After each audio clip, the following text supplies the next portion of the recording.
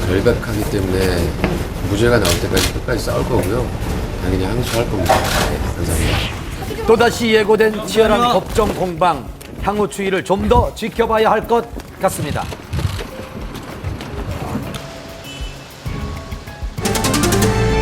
배우 정운택 씨가 지난 새벽 침을 뱉고 고성이 오가는 폭행 시비가 붙으며 무면허 운전도 적발됐습니다. 배우 정운택 씨가 불구속 입건됐습니다. 영화 친구와 두사부일체를 통해 개성 강한 연기로 활약했던 정운택. 무면허 운전에 행인과 신랑이 도중 침을 뱉고 음료수를 끼얹는 등의 폭행 시비가 있었다는데요. 어떻게 된 사건인지 담당 형사의 이야기를 직접 들어봤습니다. 올 3일날 00시 40분경에 발생된 건데요. 문화행사라는 그 행인들하고 시비가 붙어가지고 이곳이 시비가 일어났던 현장인데요. 신호 대기 중이던 정운택 씨 일행이 적신호에 횡단보도를 건너려던 취객을 제지하는 과정에서 언쟁이 시작됐다고 합니다. 정운택 씨가 어떤 폭행을 한 건 없고 그 행인 두 분하고 동승했던 여자친구분하고 또 언쟁이 있어서 그 사람들 간에 이제 음료수 뿌린 건 좀 있어요. 침을 뱉었다고도 하고요. 폭행에는 가담하지 않았지만 불구속 입건될 수밖에 없는 이유가 있었습니다. 현장에서는 이제 무면허 운전은 아마 부인을 한 걸로 알고 있는데 횡단보도 근처에 보니까 어떤 가게에 CCTV가 있더라고요. 그래서 그걸 확보를 하고.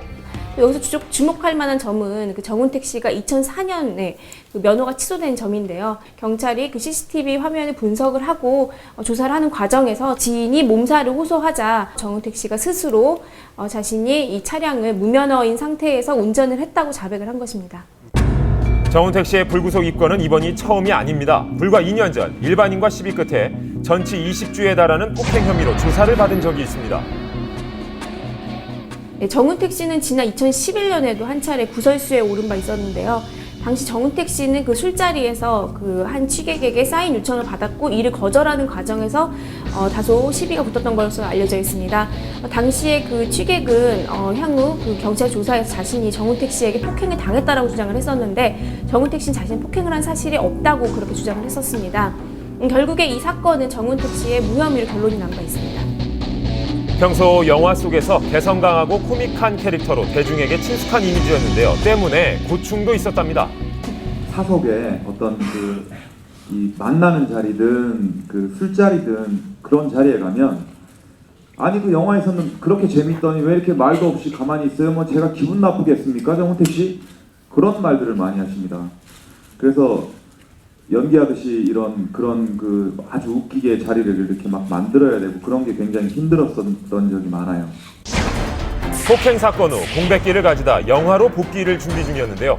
지금은 저희 이제 편집 작업과 이제 개봉날만 앞두고 있어서. 정운택 씨 쪽에 좀 따로 연락이 오셨나요?